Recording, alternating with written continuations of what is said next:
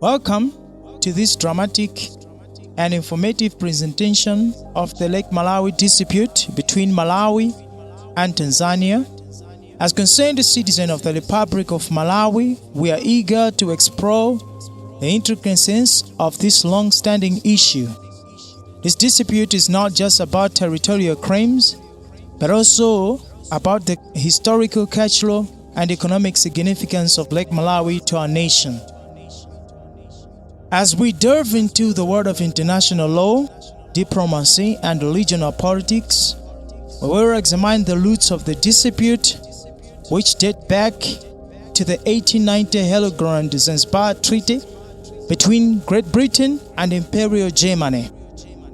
This treaty established the boundary between Malawi and Tanzania, but its interpretation has been a subject of contention for decades. Throughout this presentation, we will follow the dramatic twists and turns of the dispute, from the initial claims and counterclaims to the attempts of mediation and arbitration.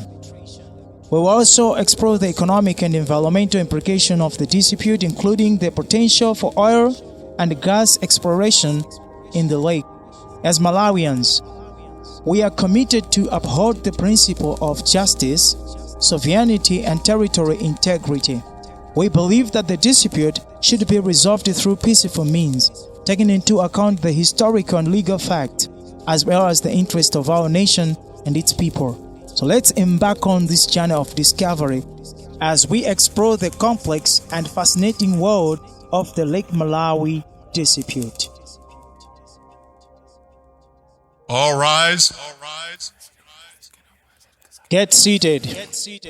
Honorable members of the International Court of Justice, esteemed representative of Malawi and Tanzania, and members of the place, I, Charles Soker, Chief Justice, welcome you to these historical proceedings.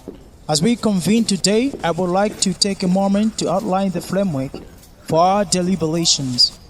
In the interest of transparency and accountability, this court will permit full media coverage of these proceedings, ensuring that the global community remains informed of our progress. Regarding the presentation of arguments, I here grant counsel for Malawi 5 consecutive days to present their case, ensuring that all pertinent facts and arguments are thoroughly examined. Let me emphasize that the court will carefully consider all submissions and evidence presented by both parties. And after thorough deliberations, we will render our judgment, which will be final and binding on both parties. I urge both parties to approach these proceedings with respect, dignity, commitment to the principles of international law. Let us work together to ensure that justice is served and that the rights and interests of all parties are protected. With these introductory remarks, I declare these proceedings open. Counsel for Malawi, you may proceed with your opening statement. Your Honor, esteemed judges of the International Court of Justice, I stand before you today as a counsel for the government of Malawi. We're here to resolve a long-standing dispute with the government of Tanzania regarding the boundary of Lake Malawi. As stated in the 1890 Anglo-German Treaty, the boundary between Malawi and Tanzania is clearly defined as the shoreline of Lake Malawi. This treaty has been the foundation of our claim to sovereignty over the lake. However, the government of Tanzania has chosen to disregard this treaty and instead claims that the boundary should be the median line of the lake. We strongly disagree with this assertion, as it has no basis in international law or historical precedent. Furthermore, Tanzania's action in upgrading the Mbaba Bay port without consulting Malawi are a clear violation of our sovereignty and territorial integrity.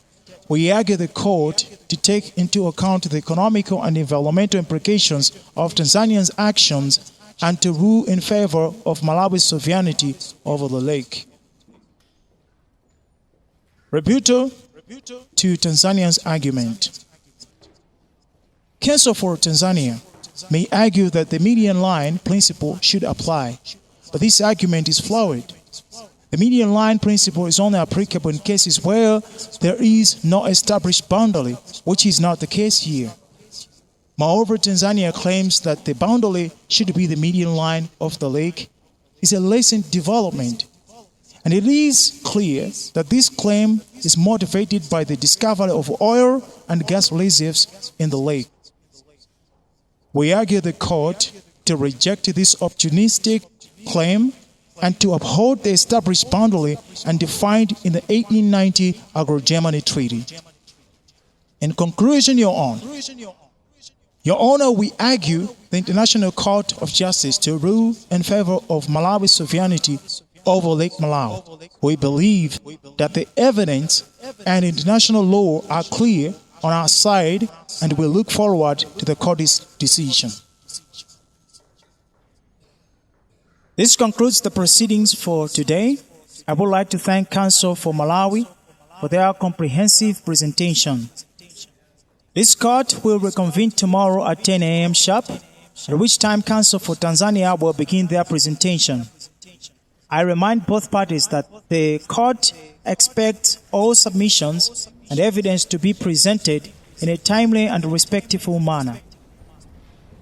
I also remind the media and the public that these proceedings are being conducted in accordance with the rules of the International Court of Justice. This court is adjourned until tomorrow, 10 a.m. I wish everyone a good evening. All rise.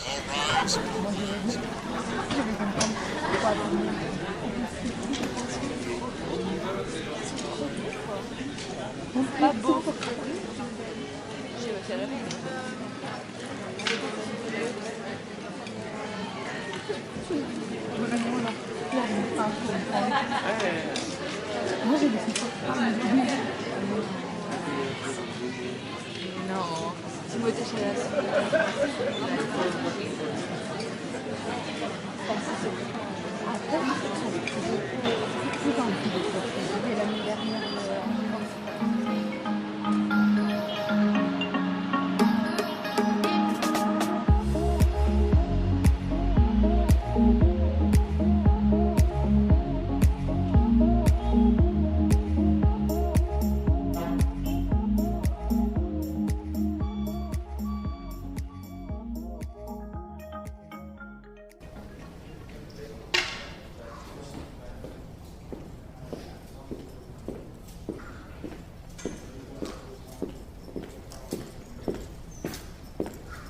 All rise.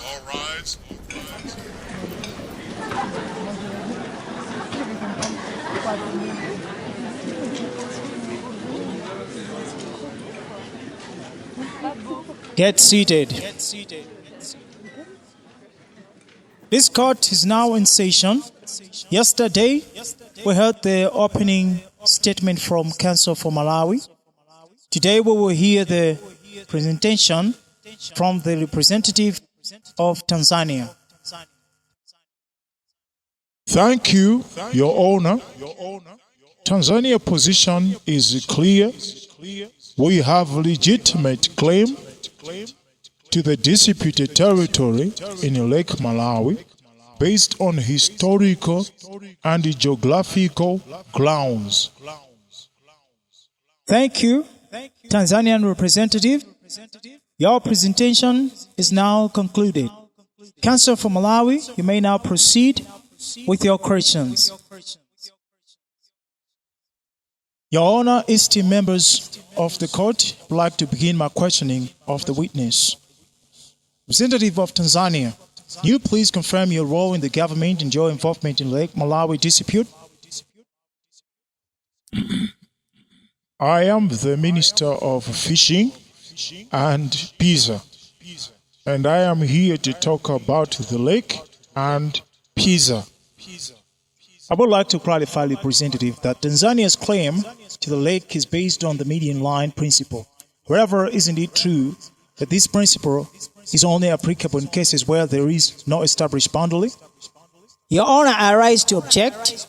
The questions being posed by Counsel for Malawi are premature and assume the facts not in evidence. We cannot allow this line of questioning to continue. I'm afraid that's not a valid objection at this time, Mr. Diesel. Counsel for Malawi has not yet even asked a question. It's too far error to object. Please, Counsel for Malawi, proceed with your questioning. But Your Honor, I have made my ruling, Mr. Diesel. Please do not interrupt the proceedings again. Counsel for Malawi, you may proceed.